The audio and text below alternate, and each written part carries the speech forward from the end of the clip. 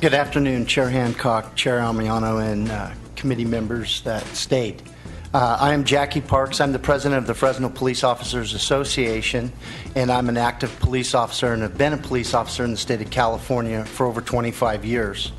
I've investigated all types of crime, including homicides, and was one of the first investigators on scene from one of the most horrific homicides that we had in the city of Fresno involving Marcus Wesson, where 8 children and 1 adult were killed, and the children were stacked like cordwood in a room, and they were killed with a single shot to the head from a firearm.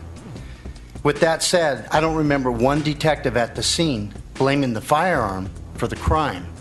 It was the evil person behind the firearm that we blamed.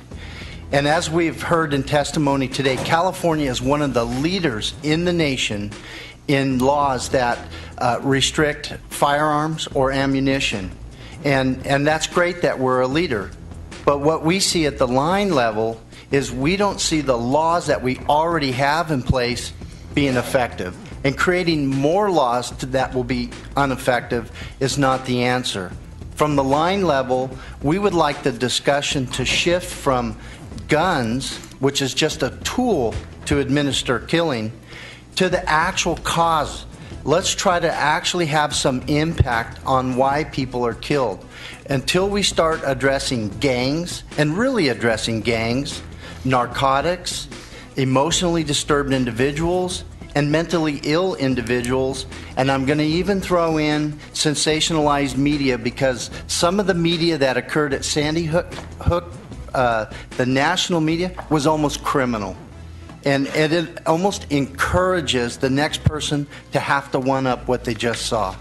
And until we actually address those issues, as you heard earlier, we are not going to have an impact on innocent people being killed, no matter what the tool or instrument is to kill them. I want to leave you with a couple of things. First of all, prohibition.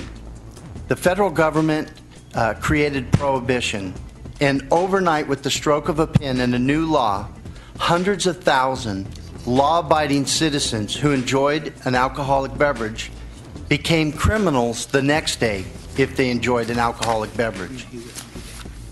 The Second Amendment protects our right to bear arms, and it's not to go hunting, because everybody back then had to hunt to mostly survive for food. But the Second Amendment was created so that we could protect our freedoms. And that's extremely, extremely important. Every time the federal government or the state creates a law that restricts firearms or ammunition, overnight, with the stroke of that pen, law-abiding citizens become criminals the next day. And if people back during Prohibition were willing to sacrifice... Okay, I'm wrapping up. Thank you so much. If people in Prohibition days were willing to continue to drink just for the enjoyment of drinking, I would wager that law-abiding citizens who value their freedom and want to protect their families will do what it takes to maintain those firearms to keep that. And I'll leave you with one quote. This year will go down in history. For the first time, a civilized nation has full gun registration. Our streets will be safer, our police more efficient, and the world will follow our lead into the future.